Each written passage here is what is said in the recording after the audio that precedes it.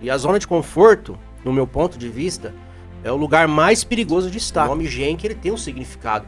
E esse significado a gente não abre mão. Sabe o que significa Genk? É seu sobrenome? É o sobrenome de algum ente e tal? Como é que você é? Siglas? É da sua família? É seus filhos? Não.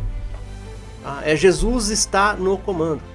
E quando você coloca isso daí, você quer viver isso daí, não é fácil, porque você tem que fazer concessões. Somente quando você tem uma família. Num lugar distante, um lugar que você não conhece todo mundo, né? Aí você começa a fazer concessões. E eu pensei, assim, cara, ou eu fico com os meus filhos, seja um pai presente, ou vou ser empresário. E eu acho que eu fiz a escolha certa e existe uma insegurança política. Né? Porque hoje você vê juros altos, commodities, a gente vive de commodities, né? Estão nos patamares baixos. Eu já falei, os juros muito altos, muitos estão endividados, não têm acesso ao capital que tem lá, né? A questão da acessibilidade aos bancos. E nós que temos um produto agregado, o produtor, às vezes, ele não tem esse dinheiro no caixa. Ele precisa de um recurso bancário para ele adquirir esses produtos, né? Está começando o primeiro podcast do canal Você e o Campo.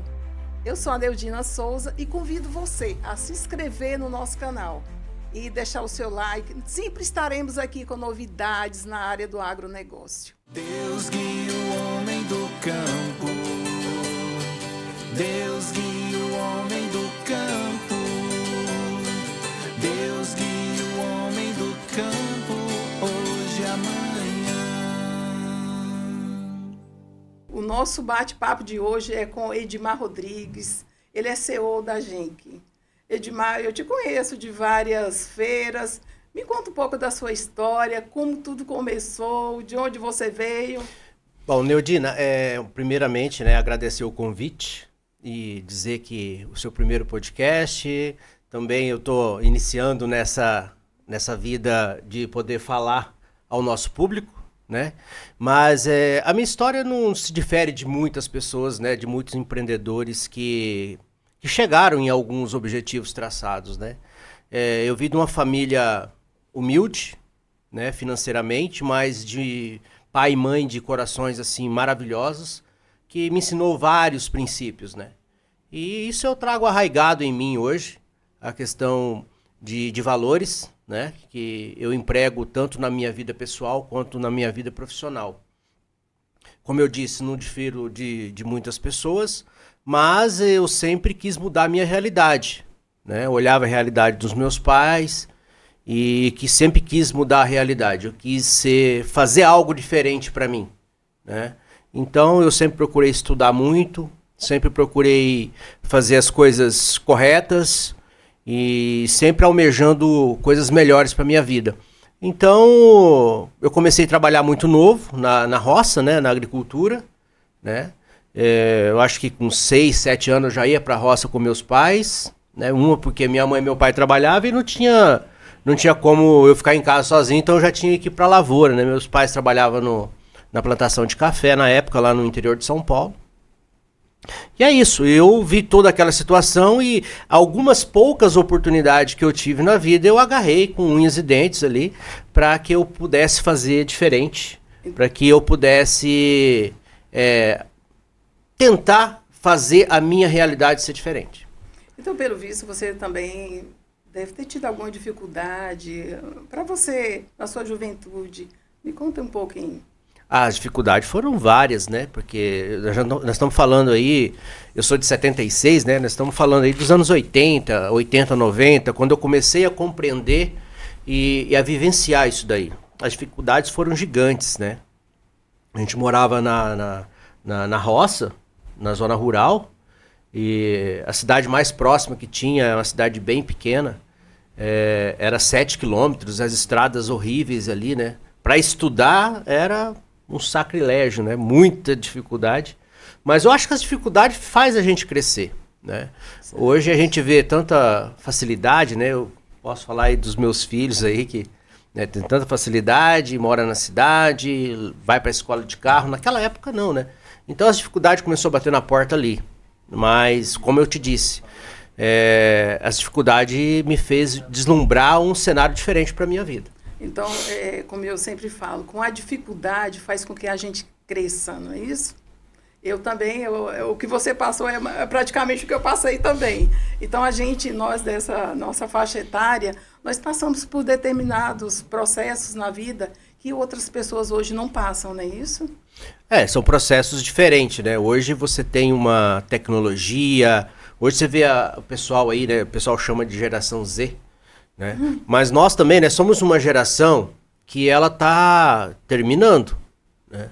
Então a gente precisa fazer melhor para que essa nova geração possa sugar de nós, eu falo sugar mesmo de nós, aqueles valores, aqueles princípios que a gente pegou lá atrás dos nossos pais, né? Porque são valores muito importantes, que às vezes se perderam ao longo do caminho. Os valores hoje são outros, né? Então nós somos uma geração assim, eu vejo... Eu hoje com quase 50 anos, né? 49 aí, 50 batendo na porta. Mas eu me sinto jovem porque peguei a transição do analógico para o digital. Isso foi muito importante. Eu sei trabalhar tanto quanto o analógico, naquela época, né? Tirar leite de pedra, como hoje, né? Com a IA aí facilitando a vida de todo mundo. E eu trago isso para dentro da minha indústria, né? Hoje a gente tem um marketing digital, naquela época era muito difícil, mas eu vejo que a vida melhorou bastante. E a gente, né, nessa faixa etária nossa, a gente tem um compromisso muito grande com os jovens. É isso que eu sempre trago, que eu quero, além de empresário, eu quero deixar, né, tanto para os jovens que querem empreender, não deixar a facilidade, falar que é fácil, que vai empreender, que vai dar certo, né? Mas não desanime e eu acho que isso é importante. Igual eu sempre falo, não é com as dificuldades que você, com os tropeços na vida, que você vai desistir. Você sempre tem que lutar. Não pode ter medo. Com certeza, né? Eu acho que dificuldade... Cara, eu acho que na minha vida, não que eu ache, eu tenho certeza, né? Porque eu colecionei nãos, né? Os nãos me fez chegar onde eu cheguei. Verdade. Porque o não te tira da zona de conforto. E a zona de conforto, no meu ponto de vista, é o lugar mais perigoso de estar. Verdade. Né? E a gente nunca pode desanimar com o não, né? O não pra gente tem que ser... O negativo hoje é o positivo amanhã. Eu sempre falo isso. E outra, o não, às vezes, naquele momento que você recebe o não, ele soa pra você como uma negativa. Mas o não pode ser livramento. Justamente. Né? O não pode ser, tipo assim, agora não. Você não está preparado para aquele momento. Porque hoje, você ser empresário, você tem que policiar muito, né? Onde você coloca os seus pés, o seu recurso financeiro, o seu recurso intelectual, a sua energia. Porque é um complexo de coisas, né? O empresário, além dele ser empresário, ele é pai, ele é esposo, né? Ele mora numa sociedade, né? Numa micro-sociedade, numa macro-sociedade. Então, hoje você tem que ver muito bem isso daí, sabe? Você tem que ser excelência, a gente sempre procura isso daí, né? Mas você precisa tentar chegar na excelência em todos os setores da sua vida, né? Porque atrás de um empresário existe um CPF. Então isso é muito importante a gente ter essa clareza. Foi importante, Edmar, você falar sobre como tudo começou em relação à sua vida. Mas agora nós vamos para o lado mais comercial. Eu gostaria de saber de onde veio essa ideia de você ser um empreendedor que você é hoje. Na verdade, né, eu nunca tive a ideia de ser um empreendedor. E, na verdade, assim, mais ainda, eu gostaria de ser um empresário, mas não imaginava que seria da forma que foi e chegar onde chegou, né? Eu fico muito feliz por isso, porque agora falar assim, não, eu queria ser um empresário, eu queria trabalhar na agricultura. Isso está arraigado em mim. Eu não me vejo trabalhando fora da agricultura, né? Então, eu passei por alguns setores, né? Sou de formação, eu sou técnico agrícola, né? Eu me formei e trabalhei em viticultura, né? E foi muito legal, foi um aprendizado muito grande, porque a videira, né, onde se produz a uva, é um lugar assim que é um lugar muito sagrado, né? É uma planta assim que você precisa trabalhar com muito amor, com muita dedicação. Então ali naquele tempo que eu tive, após sair do colégio agrícola, foi muito bom, um aprendizado muito grande para mim. Então, pelo que nós estamos conversando aqui, você gostou muito da área do agro, por isso você quis empreender nessa área, né? Exatamente. E depois desse período que eu passei, eu trabalhei numa grande indústria de maquinários agrícolas do país, né? Eu trabalhei lá por vários anos e aprendi muito. Mas engraçado, quando eu cheguei lá para trabalhar, eu deslumbrei.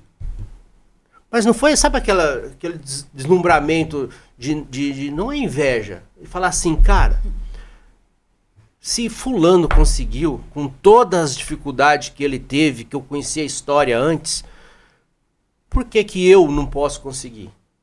Por que eu não posso mudar a minha realidade? Então ali foi a primeira vez que eu tive um insight. E naquela época a gente nem sabia que era insight, né?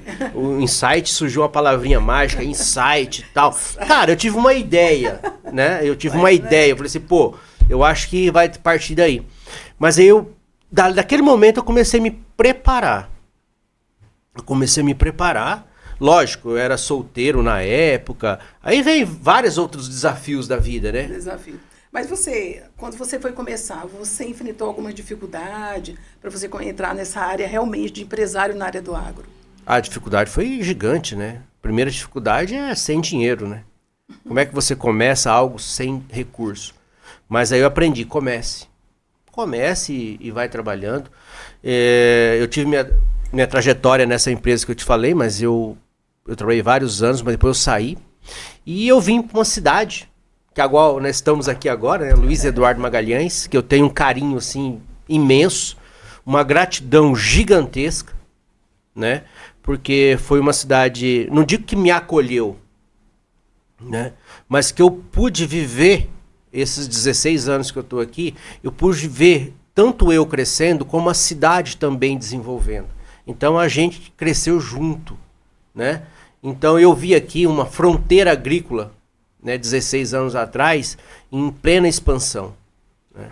E eu falei, aqui é onde eu vou começar a realizar o meu sonho, que é ter uma indústria. E eu já sabia que seria de pulverização agrícola, porque eu fui filtrando a agricultura. E eu cheguei num produto que me satisfaz, um produto que me traz alegria. É um produto que eu amo fazer e faço com muito amor, que é a pulverização agrícola. E eu ainda não pude fabricar um pulverizador do zero, né? Que tem planos para isso, mas hoje eu fabrico uma parte principal do pulverizador, que são as barras de pulverização, e eu fui mais além, em ligas de alumínio, que hoje é o que há de melhor no mercado, não só por ser liga de alumínio, mas que ser a melhor liga de alumínio, porque a gente sabe o material que a gente trabalha, né? E nesse cenário, eu acredito que nós estamos assim muito à frente, né? A gente trabalha muito, dia e noite. Eu trabalho muito, viajo muito atrás de novas tecnologias, novas parcerias, mas é um produto que vai alavancar, chegou até aqui. Talvez os processos que nos chegou até aqui não vai levar nós a muito longe, mas a gente também está trabalhando em processo. Então, acho que é uma soma de fatores. Como diz, o nosso negócio, a nossa vida, tudo é processo, nós temos que seguir a caminhada. E uma coisa que eu acho muito bonito, quando eu vejo assim, eu vou nessa lavoura, que eu vejo aquelas barras de alumínio ali, com aquela água, aquela pulverização, é um interessante, sabe? Eu acho muito bonito, eu admiro muito esse trabalho, mas eu também imagino que quando você começou, ainda mais, você fala que tem 16 anos aqui de Luiz Eduardo Magalhães, eu imagino que aqui você teve alguma dificuldade para você começar. Porque tudo que a gente começa tem uma certa dificuldade, né? Fala um pouquinho para a gente sobre isso. Bem lembrado. A dificuldade de começar, ela já vai ali Você vem, igual eu vim de uma empresa também familiar, e eu vi os desafios, apesar de ser uma empresa muito grande, eu via os desafios, né, que o pessoal enfrentava em governança e tudo mais. Mas em Luiz Eduardo, o maior desafio que era há 16 anos atrás, ele continua sendo hoje. Infelizmente. É mão de obra especializada. Mão de obra até que você tem, mas falta muita especialização.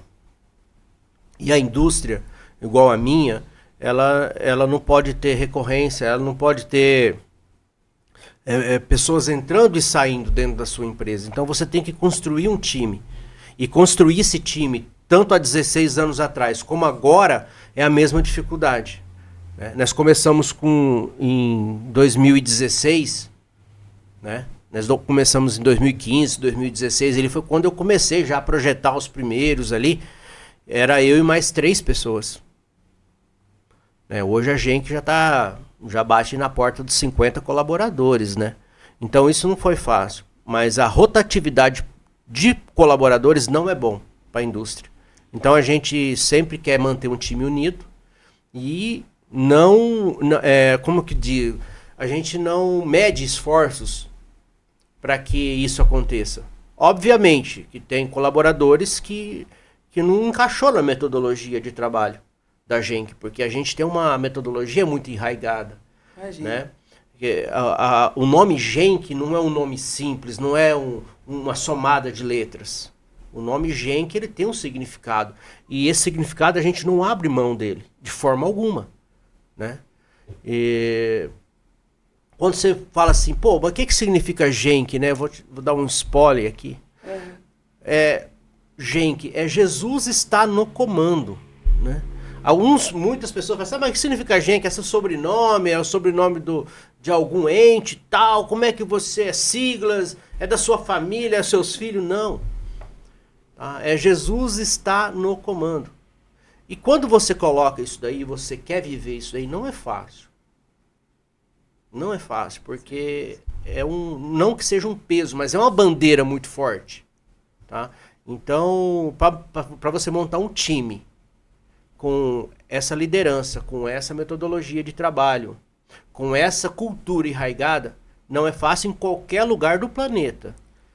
Mas é interessante esse nome Genk, né? Porque quando você falou Jesus no comando, porque nossa vida, nós temos que colocar sempre Jesus para comandar.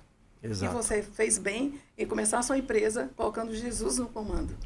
E com certeza mesmo, com tudo isso, alguma vez você pensou em desistir da sua caminhada como empresário? Várias vezes. Várias vezes. Daí a gente é ser humano, né? Então eu já pensei em desistir várias vezes, né? Porque a questão, quando eu comecei a Genk, muitas viagens. Mas muitas viagens. E eu já tinha uma família constituída, né? Meus filhos e tal. Eu já vim pra cá com eles. E as viagens, isso me sugou muito tempo, né? E outro detalhe que eu lembrei agora, muito importante. Eu já tinha feito, voltando um pouco atrás aqui, pessoal, eu já tinha feito agronomia, mas eu não tinha concluído o curso de agronomia. Tá? E eu vim para Luiz Eduardo. Aí eu cheguei no Luiz Eduardo, depois de 2 anos, aí chegou o momento de eu... Falei assim, agora a gente vai nascer. Aí eu entrei na faculdade de engenharia mecânica. Aproveitei algumas matérias ali, entrei na faculdade de engenharia mecânica. Também estudei por vários períodos e também não consegui formar. Né? Não consegui formar. Mas a minha experiência que eu queria como o engenheiro mecânico não era o diploma. Né? Porque eu já tinha formado a Genk ali em 2015, 2016. Não era para ter um diploma, era para ter a experiência, era para ter a expertise de fazer o produto, tá? De criar o produto. E isso eu consegui. Eu não formei, não peguei o canudo, mas eu consegui fazer vários períodos aí de engenharia mecânica, e isso eu trago para meus produtos até hoje, as primeiras barras desenhadas, as primeiras coisas, e até hoje os produtos que a gente tem, o que vai lançar, sempre tem meu dedo ali, apesar da gente já ter seu corpo de engenharia, tem uns engenheiros lá, inclusive os engenheiros eram os melhores que eu tinha na minha sala quando eu estudava, né? E hoje eles trabalham lá, Mas é isso. Os desafios foram grandes, continua sendo grandes, mas quanto mais desafio, mais sabor a vitória. Então, pelo que eu vi aqui, os desafios fez com que você continuasse e não desistisse. Porque desafio sempre a gente tem, né? Então, e você falou a questão lá de desistir. Eu pensei em desistir várias vezes, né? Porque você acaba querendo fazer concessões, porque você tem que fazer concessões. Principalmente quando você tem uma família. Num lugar distante, um lugar que você não conhece todo mundo, né? Aí você começa a fazer concessões. E eu pensei, falei assim, cara, ou eu fico com os meus filhos, seja um pai presente, ou vou ser empresário. E eu acho que eu fiz a escolha certa. Meus filhos estão aí tudo grandes, não só em tamanho, que são gigantescos, mas também grandes em educação, em princípios, né? E isso me deixa muito feliz, mas eu nunca fui um pai presente. Sabe aquele pai acordar e dormir todo dia ali junto e tal? Nunca fui. Né? Porque você tinha que dar continuidade à empresa, né? Ou é uma ou outra, né? Isso daí atrapalhou bastante. Atrapalha um pouquinho. Atrapalha bastante, porque chega algum momento, a gente é ser humano, né? Chega algum momento você começa a pesar. O que é isso? Qual que tem mais valor? Né? E aí você descobre que não é o que tem mais valor. Verdade. Você descobre que tem que ter um equilíbrio. Quando um está subindo, o outro está descendo, mas sempre tem que ter um equilíbrio. E eu tentei de todas as formas fazer esse equilíbrio acontecer, e eu acho que eu fui feliz nisso daí, tá? Fui feliz e meus filhos cresceram e são as pessoas que eu mais amo na vida, né? Uma das pessoas que eu mais amo na vida, meus filhos, e é o que faz a gente também progredir, né? Dar continuidade. Mas os desafios e vontade de desistir teve. Mano, com certeza. Hoje já não tanto. Porque você já está tão inserido nesse mercado, você está tão inserido nessa questão de ser um empresário, que você já assimilou isso daí.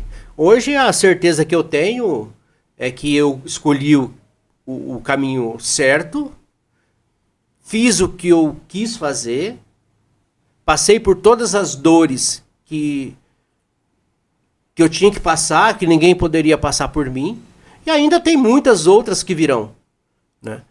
Mas eu acho que é um ciclo. A vida é uma roda gigante, né? E ela nunca para, né? Uma hora você está embaixo, outra hora você está em cima. Às vezes a gente tem que parar, Neudina, e pensar.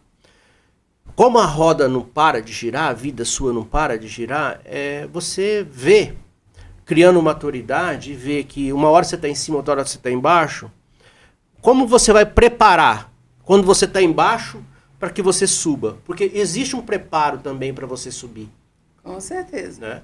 E o pior do que subir, ou melhor, é quando você está lá em cima e você sabe que em algum momento você vai descer. E qual que é essa preparação para que você desça? Então essa preparação, o que é? É você ter time bom, processos definidos, é você ter maturidade. Maturidade é todo dia um pouco mais, tá? E você poder acrescentar isso para você faça uma descida consistente. Porque daqui a pouco, ou subir ou descer não vai fazer mais diferença para você. Porque isso é o ciclo da vida. Porque ciclos na vida da gente, eles começam e eles terminam, e faz parte, tá tudo bem, é assim que tem que ser. É como fala, uma hora você tá lá em cima, outra hora você tá lá embaixo. Então, a vida nossa é isso. Imagina só se fosse tudo bem. Se fosse todo mundo lá em cima, tá tudo bem. Cara, não existiria os desafios, né? O desafio faz crescer, né? Por que existiu a internet? Porque, cara, tava muito difícil mandar carta, né? Não é? Então tudo vai acrescentando. E hoje nós estamos na era da tecnologia, da IA. Cara, mas daqui, eu não vou te falar muito, daqui 5 anos isso vai começar a ser obsoleto de novo. Vai, porque nós não vamos conseguir. Né? Então, o que vai ser? Como vai ser a geração futura? Né? Eu acho que a gente tem que trabalhar pessoas. caráter, dignidade, isso aí é do ser humano, isso não pode perder. É isso que enriquece. E que enriquece, porque a vida vai mudar constantemente, vai vir um IA muito mais poderosa do que essa, mas a pessoa que está ali de trás, o caráter dela não pode ser mudado. Isso é verdade. Ela tem que ter essa humildade, né? Porque a sociedade sempre vai existir. E a sociedade sempre vai cobrar algo. Sempre vai ter que mudar, e aí vai, né? Cara... E agora, nós já falamos como você começou, tudo mais, mas ficou algo lá no final. Como o nome Genk? Você deve ter... você criou esse nome, de onde veio, você falou algo assim, mas nós não expandimos muito nesse assunto, que eu achei interessante esse nome. Veja só, cara, quando você está numa situação assim, não digo de vulnerabilidade, eu acho que eu nunca tive numa zona de vulnerabilidade. Meus pais sempre, do básico, mas foi muito bem feito o básico, né? Tanto em tudo. Né? A única coisa que eles extrapolaram, que eu acho que eles fez mais do que a própria capacidade deles, foi nos dar os primeiros passos do estudo, né? Porque quem viu a situação, quem viveu aquela situação dos anos 80 ali, a dificuldade era muito grande, né? Mas meu pai e minha mãe sempre... Nós éramos mais bem vestidos, nós éramos mais... que tinha as melhores formas de viver, com toda a dificuldade. Então, meus pais, eles capricharam nisso daí. Me deu o colégio agrícola. E isso foi, tipo assim... Esse pontapé teria que vir deles, né? Sei. Porque foi a primeira saída de casa, porque depois eu nunca mais voltei. Não é que eu não voltei porque eu não gosto, né? Eu passo na minha mãe... Acho que eu vou mais na minha mãe do que na minha própria casa aqui em Luiz Eduardo, né? Isso que ela mora a 1.000 quilômetros daqui. Imagino. Mas e aí você hoje trabalha nessa área com barras de alumínio. Eu creio que você deve ter uma base também, onde você teve essa ideia de começar tudo com base. Isso daí, essa questão de trabalhar com barras de pulverização e alumínio foi que eu disse ali atrás. Eu trabalhei numa indústria, né, de máquinas agrícolas, onde os pulverizadores é tudo barra de aço, um peso danado, e eu trabalhava na área de protótipo, de validação em campo, e eu olhava aquelas barras do pulverizador ali em aço, pesada, enferrujada, ferrugem comendo. Eu falei assim, cara, isso aqui não vai longe, né? Isso aqui não é durável, né? E dali eu já comecei a pensar em alumínio, eu comecei a pensar em outras coisas ali, e acabou que a vida, as portas foram se abrindo. Aí você veio com crescimento técnico para que a sua empresa hoje se tornasse como é a grande empresa hoje, né? Que crescesse, não é isso? Digamos assim. Eu acho que eu tenho orgulho de dizer que a Genk, ela cresceu, ela não inchou. Tá? Porque quando incha, tipo assim, você pega uma empresa e quer fazer ela crescer. Lógico que a gente tem o desejo de fazer crescer. Só que o empreendedorismo vai muito mais além do que querer. É poder, e você tem que fazer isso em várias mãos, né? Então... Isso são grandes desafios, mas eu acho que a Genk, ela foi desafiada desde o primeiro dia, porque ela nasceu financeiramente do sub-zero. Eu nem digo que é do zero, né? Começou ela do sub-zero. Só tinha uma ideia, uma vontade, mas tinha gente que confiava, né?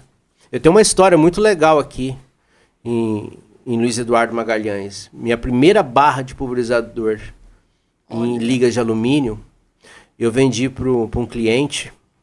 Eu não vou falar o nome dele aqui, mas depois eu vou falar, se no próximo podcast eu posso falar o nome dele, porque eu tenho uma gratidão por ele. Entendi, né? Entendi. Mas depois de uns 40 dias que eu vendi essa barra para ele, olha só, eu fui na fazenda dele para ver como é que estava, se estava tudo bem. Cheguei lá, olhei o pulverizador, as barras original. Pô, cara, eu olhei em cima de um ferro velho, minhas barras lá em cima do ferro velho, tudo retorcida. Aí eu falei pro gerente, cara, que aconteceu? Quebrou tudo, não aguentou. Você deu vontade de desistir, não foi? Não, cara, foi meu primeiro...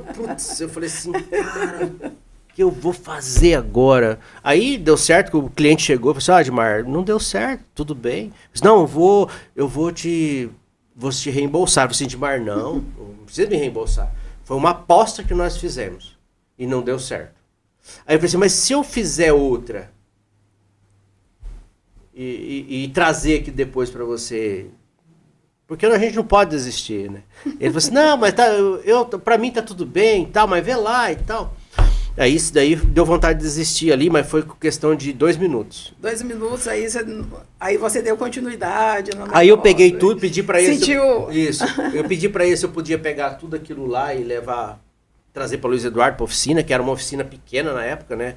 Não era nem uma fábrica, era uma oficina. Eu conheci essa empresa pequena aqui, pois é. Luiz Eduardo. Então, hoje é o tamanho que é. Pois é, mas e talvez seja por isso, né? Se tivesse dado certo a primeira, talvez eu estaria naquele produto até hoje. É. Mas os desafios vieram que eu peguei a liga desse alumínio que quebrou tudo, coloquei numa bolsa de costa e fui para São Paulo. Sem eira, sem beira. Eu descobri na internet... Ó, a internet chegando aí, né? A internet. Se fosse por carta... A tecnologia. Se fosse por carta, talvez eu estaria esperando até hoje.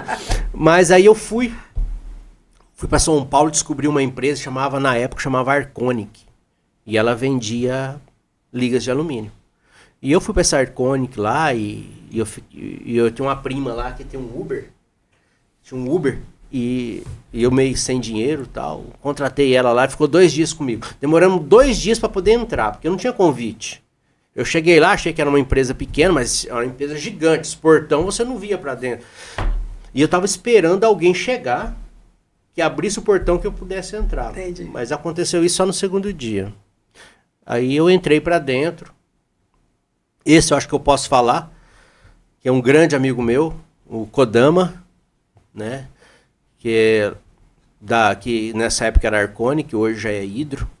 Hoje é o meu maior fornecedor. Mas eu tenho uma gratidão muito grande por todos ali da Hydro, mas em especial ali o Kodama também, que abriu as portas para mim. Ele entrou com o carro dele, eu entrei atrás. E ele não me colocou para fora, né? Pelo contrário, pegou na mão e fomos na minha primeira reunião, que eu nunca tinha tido uma reunião. E sem dar muitos detalhes, eu estou dentro dessa empresa até hoje, onde a gente tem nossas ligas especiais, e eles têm, todas as digitais deles estão dentro do meu produto. Então eu tenho uma gratidão enorme por eles, né, por essa empresa, e a Genk é Genk porque existe alguém também por trás disso daí, né? Certeza.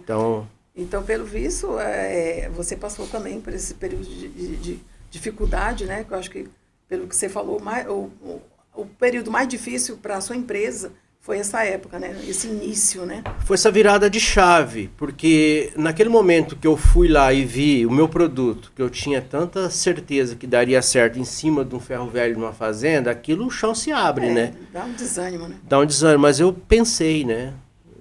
Só trazendo um insightzinho do que eu escutei lá na Hydro, quando eu fui lá falar com eles. Aí eu falei assim, Admar, esse alumínio aqui que você está me mostrando é para esquadria de banheiro. Isso aqui não tem nada a ver com a agricultura. Tá? Eu falei assim, gente, mas eu preciso. Aí eu apresentei, eu levei o projeto, cara. Eu levei um projeto de uma barra que eu queria. Aí me lembro muito bem que eles olharam e falaram assim, não, a gente tem a liga certa para você. E eu falei assim, nossa, agora eu tô feito, né? A liga é essa, esse aqui é o material, você vai fazer, vai acontecer, vai ser da hora, vai ser muito bom. Só que essa liga tem um porém. O mínimo de compra que a gente consegue colocar para produzir é 5 toneladas. Eu falei assim, puta, cara, 5 toneladas dá para encobrir Luiz Eduardo Magalhães. Então você achou que ali foi um pequeno erro para você ou não? Não foi erro. Não, eu acho que foi Deus já trabalhando e mostrando, o caminho é esse, mas existem os espinhos, né? Certo. Mas existiu algum erro que você viu que estava errado na sua empresa? Não.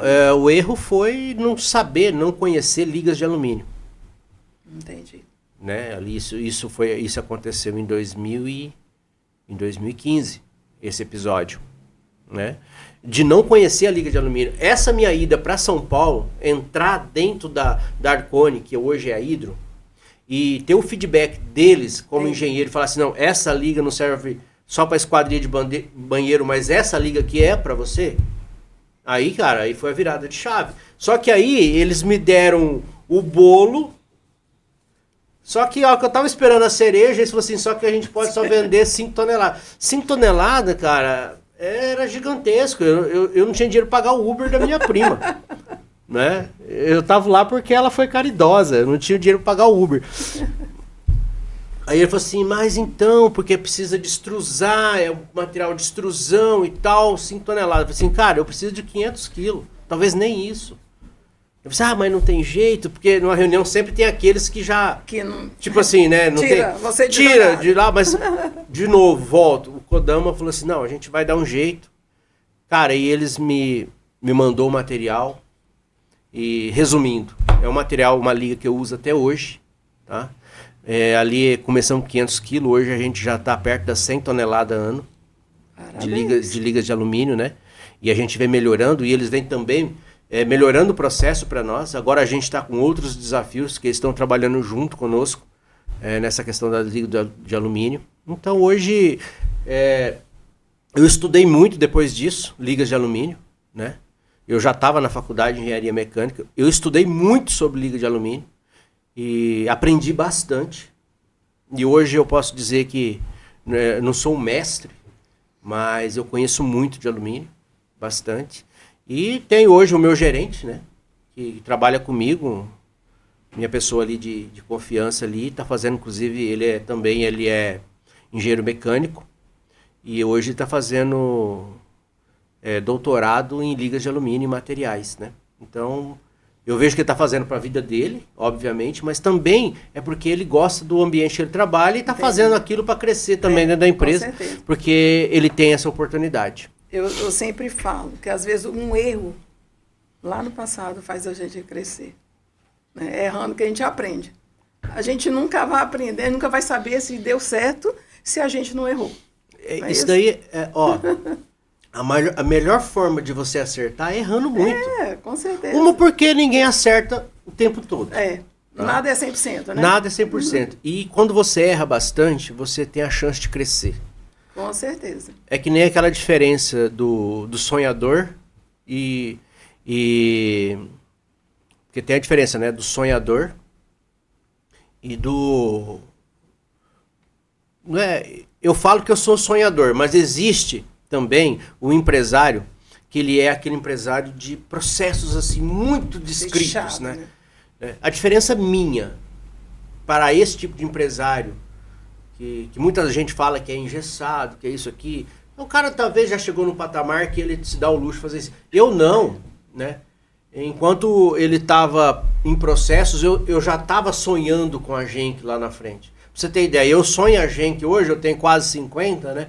Eu sonho a Genk daqui 20 anos. Eu não estou pensando na Genk o ano que vem. Porque a Genk o ano que vem, ela vai ser melhor do que é hoje, que eu tenho certeza. Né? Mas ela é só se dar um boom, assim, pá, alguma coisa acontecer. Mas a gente mora num país, né, que a gente não tem muita essa expectativa de dar aquele boom e tal. Mas eu sei que ela vai crescer. Mas eu penso a Genk daqui 10 anos. Claro. Então você pensa em expandir muito mais do que 10 anos, porque aí vem as gerações, né? Vem as gerações, igual eu falo, né? Meus filhos foi tipo assim, uns meninos bons, né? Mas eu não sei se eu vou conseguir fazer ali a sucessão deles dentro da empresa. Eu sou um pai assim, né? Eles têm que fazer o que fazer eles felizes, né? Isso é verdade. Não adianta falar, não, você vai fazer engenharia mecânica, você vai fazer engenharia mecatrônica, porque eu preciso de você. Não! Cara, deixa rolar. Né? Se eles quiserem ser músico, eles vão ser. Se eles quiserem ser o que eles quiserem ser.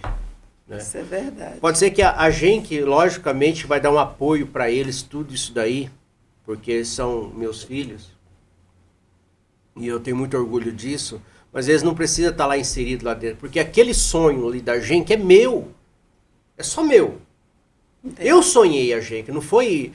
os meus filhos que sonhou a Genk. Então eu não posso inserir de uma forma a empurrar eles para aquele sonho meu, né? Mas eu tenho muito mais sonho para a Genk, inclusive em portfólio, e tem muita novidade. Então você pretende expandir a empresa muito mais.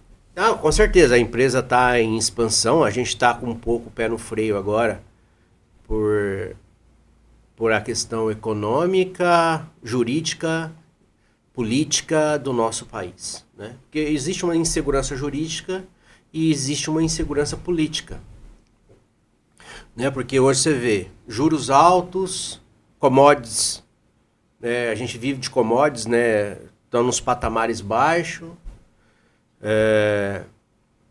Eu já falei, os juros muito altos, muitos estão endividados, não têm acesso ao capital que tem lá, né? A questão da acessibilidade aos bancos. E nós que temos um produto agregado, o produtor, às vezes, ele não tem esse dinheiro no caixa. Ele precisa de um recurso bancário para ele adquirir esses produtos, né?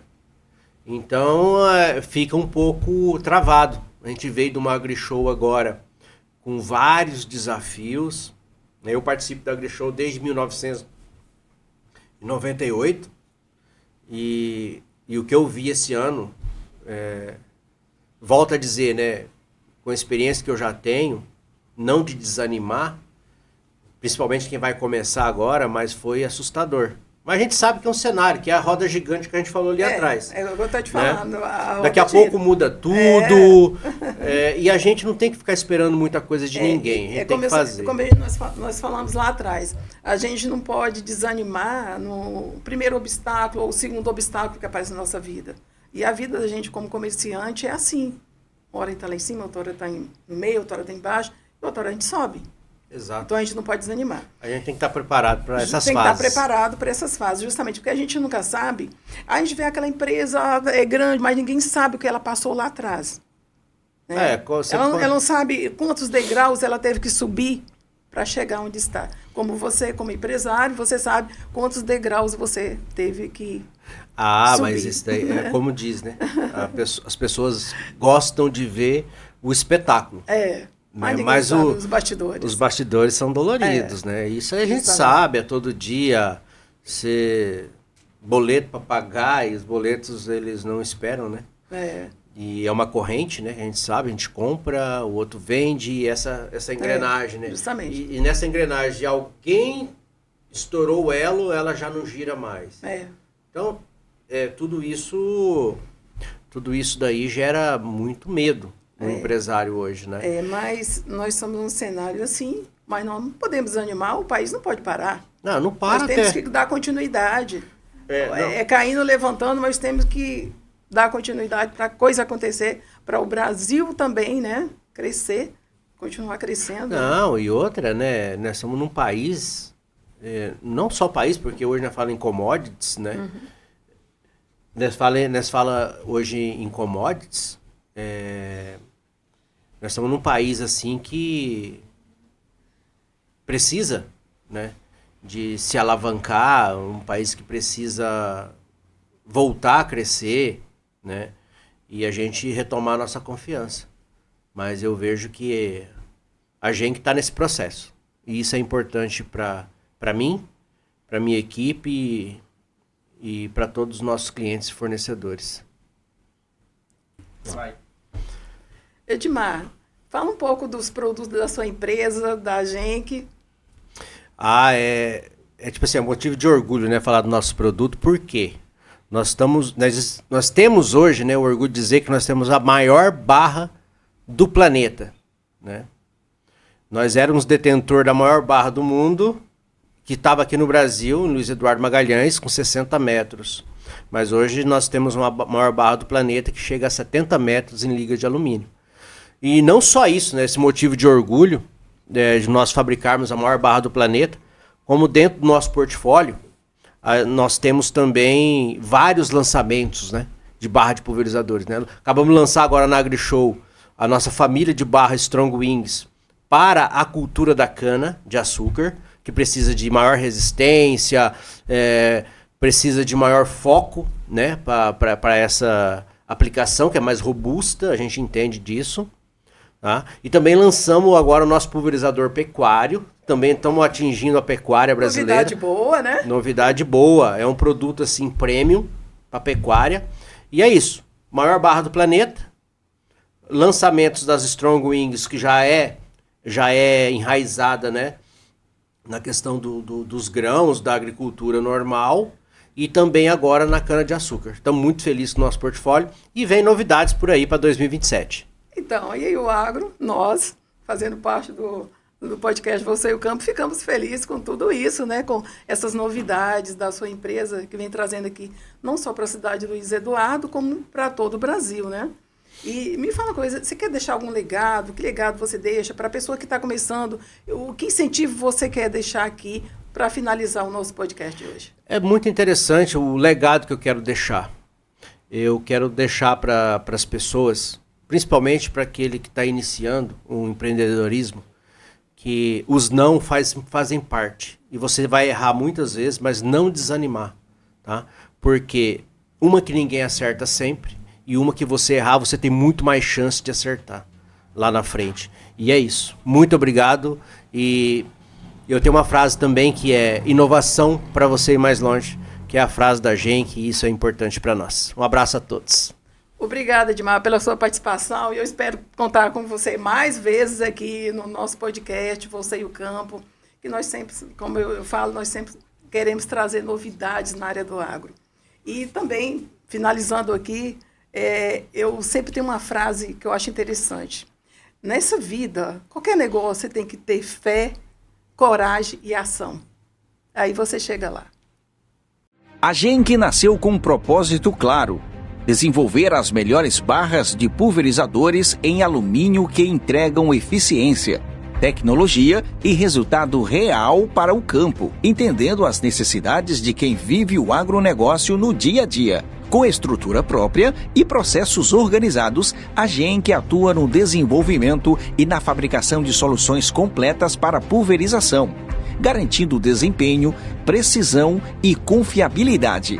Cada produto é pensado para oferecer mais produtividade, sempre seguindo padrões rigorosos de qualidade, porque acreditamos que o campo exige soluções inteligentes, duráveis e eficazes. A Genk é mais que uma empresa, é uma parceira do produtor rural, comprometida com o avanço do agronegócio e com resultados que fazem a diferença no campo.